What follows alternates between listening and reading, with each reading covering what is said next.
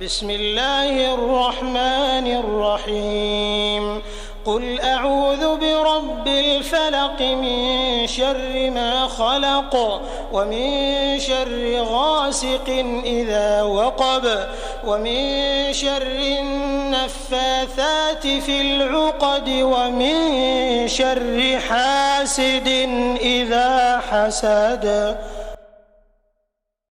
بسم الله الرحمن الرحيم قل أعوذ برب الناس ملك الناس إله الناس من شر الوسواس الخناس الذي يوسوس في صدور الناس من الجنة والناس.